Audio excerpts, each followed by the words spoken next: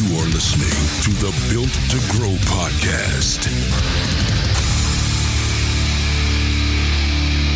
All right, welcome back to the Built to Grow podcast. I'm your host, Tim Lyons, in studio, joined as always by Randy Angston with the mustache. I knew it was going to get in there sometime. The stew smash. Yeah, something. Looks good. Looks real nice. Hey, it's a good one. It's a good one. Got a great episode. Quick announcement, guys. I want to give you a quick, I want to give them a quick shout out. Nomly. Nomly's a Fit Pro Growth Summit sponsor this year, 2021. If you have not heard of Nomly, Nomly's a software, okay? My buddy Sumit has created a software to help gyms manage their client touch points, okay? This is for members that are in your gym. It tracks everything from their, the how many times they've been in the gym in a particular month. It tells you if, which weeks that they've been touched, as far as the communication goes. It allows you to distribute messages between the teammates.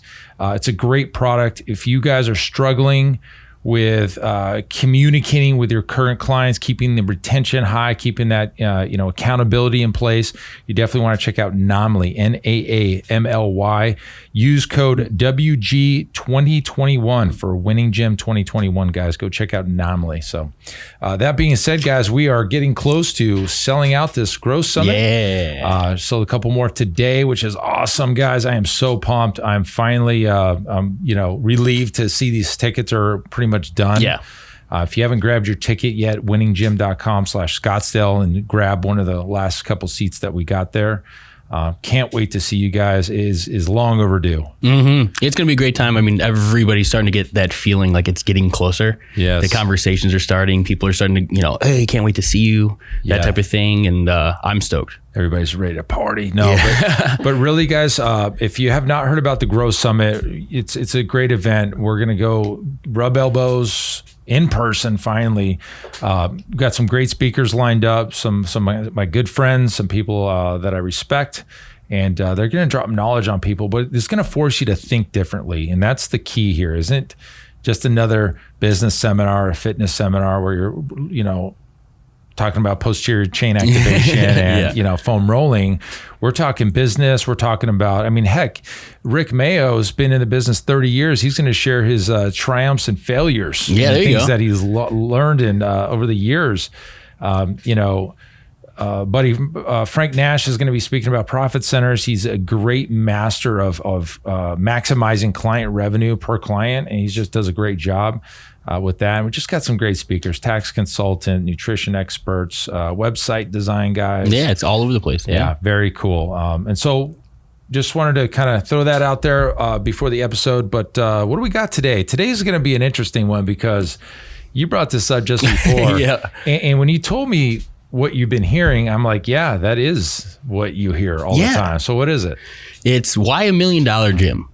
Why? Why $1 million? Everybody says, oh, I want to fix a 7-figure gym. And we're talking the training model, right? Our typical clients. And I don't have that answer, but when I see that response, it gives me a lot more questions. We talked about owner benefit in a recent episode. So, when I see $1 million nowadays, to me, that is nothing. Like knowing revenues in and out of businesses. I mean, I got friends with much, much smaller, tiny businesses that do a heck of a lot more than $1 million in revenue. And so when I think of the gym, I think of your business, I think of all of these things. Like, why is it $1 million is the number that gym owners kind of, aspire to have? That I need $1 million in revenue in my gym. Why is it not 5 million? Why is it not $500,000?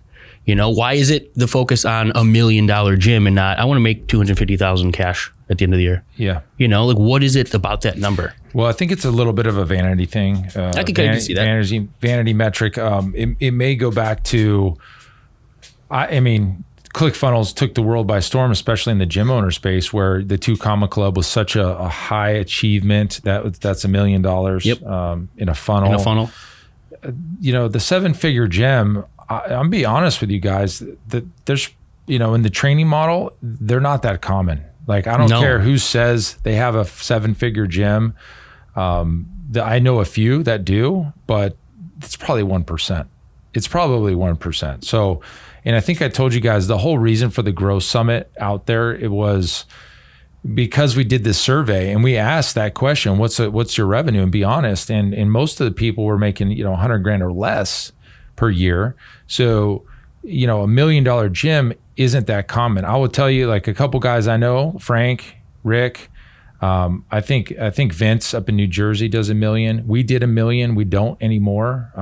Just being honest, we have, but we're working our way back, and we're going to be well above that with the new space. But it's not as common as people make it sound. Like I just make $1 million snapping my fingers. And I will tell you another thing: when you get to $1 million, the problems are different out there. The problems are different, and it's hard to stay there because 300 clients at $300 a month always seems to be like the magic formula. Well, to get 300 clients, paying $300, yeah, you can get 300 clients pretty easy, paying $99 a month. Hell, we had, in our first location, we had 360 clients at one point, but they weren't paying that much at all. Not on average, no. No, so it's like, it's not that easy. So I think really, instead of just throwing that broad number out there, I think maybe, like you said, what is the take home?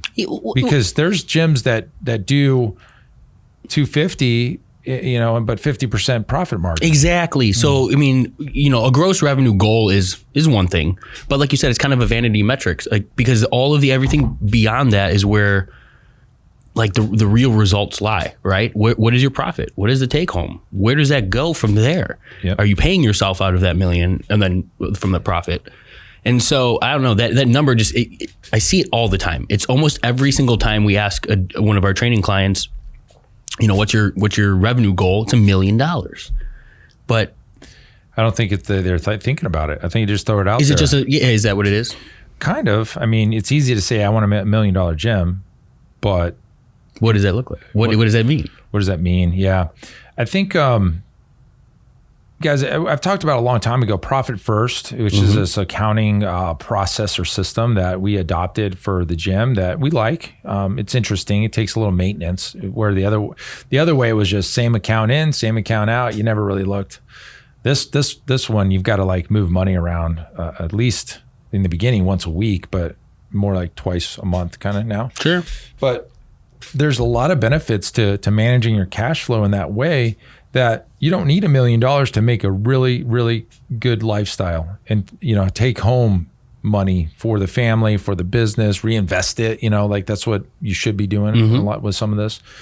And you don't need to make $1 million to be successful. In fact, I'm actually, I like the other, like the Fit in 42 model, where there are smaller little locations. And I love, guys, this owner operator piece model where he drops it in each location. It's genius.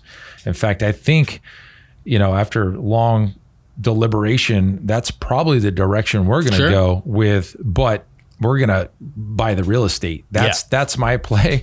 So I think you guys heard me talking about, we're building this new development. It's in a giant, risk and all this stuff. But after this one's done, I think what I'm going to do, instead of building ground up, I think going and buying buildings and putting a gym in there and putting an owner operator in there with some rental units and that, that is to me the formula for success. Well, as we talk about, the relationship, we've talked about it all the time, the cash flow quadrant, the relationship with wealth and accumulation, how you accumulate wealth or money. And that is kind of the top tier, right? You got to get to a point where the investor, the money is doing the heavy lifting. Yeah, you're not the one trading time for money or your skill set, things like that. It's investing in and using the capital itself. Yeah. So going back to the big question, why $1 million? To me, I think it's it's a great goal, but it's like the 1%. Yeah, and I wanted to ask that question. I wanted to ask kind of all of you guys that question is if your goal is $1 million gym, ask yourself why. Like, because I think that, like you said, I don't think they know, and I don't mean to disrespect like they or you guys or us. I just don't think that that's a clear enough goal, because to me it's just a big round number that doesn't mean anything. Like is that time with family at home, or is that at 40 hours a week? is that exactly, or more, is, you know, like there are so many different goals that I would attribute like importance to, I guess, than just a flat number like $1 million. You know what I mean? To me, it's just vanity.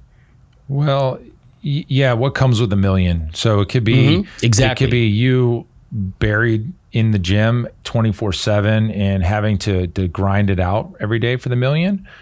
Or maybe it's because you have $1 million in revenue that gives you cash flow that you can hire staff, and then that will allow you to break away and maybe do another one or do other things. Yeah. That would be a better goal. Exactly. And so if your goal is $1 million, know why, right? What does that get you for having that goal? That's a good point. Well, because it came up with a couple of our coaching clients too. I started talking about, you know, we're in the beginning, we're week 1, so we're kind of painting what their perfect business would look like. Sure. And so I'm having a conversation about where they are today versus where they want to go. And, you know, I start talking about the options. You know, we need to know what your personal goals are with that business, not just what the business goals are, because we can paint you into that business 40 plus hours a week or paint for those revenue, or we can paint you out of it, right? Exactly. So, but I need to know from that individual. And the funny thing is, the 2 coaching clients that we have started right now have 2 entirely different desires for where they want to be in the business, like the level of intensity and so forth. So it was funny. The young kids are like, no, I don't want to be there full time. Hell no. Freedom. It's interesting, isn't it? We have, so a couple of our clients are a little bit younger, which is awesome. They've got a 10,000 square foot facility in New Jersey. Looks amazing. But the conversations are all about systems and time management and duplication of themselves and not having to be the one that the clients look for. And it's very forward thinking, very intelligent, very mature in that they're thinking that way early in the game. They just opened. Yeah. Oh, I know. But then I was talking with them and some of the things that they've done on the side, like they're experienced in business, right? They do some investments and flips and things like that together on the side. And she works a full-time, very successful job and things like that. So they've positioned that, and now this is their opportunity, right? Now their business, they're self-employed business owners, right? And then they signed up our Switch to Semi-Private program. They want to help us, they want our help to transition them from that self-employed role into more of that business owner role. Yeah. And that's what we're going to do for them. We can do it too. I love doing this part. So guys, that's it for this show. But the question is, why $1 million? And make sure that $1 million equates to something of value to you, not just a number on a piece of paper or bragging rights. Maybe bragging rights is what you want. I don't know. I mean, it's cool and all, but what is it that what is the owner benefit? If you have not listened to that episode, go back, listen to that episode. It's not all about the profit or the gross. It's about the owner benefit. So go check that one out, guys. Until next episode, keep changing lives. See ya. Bye.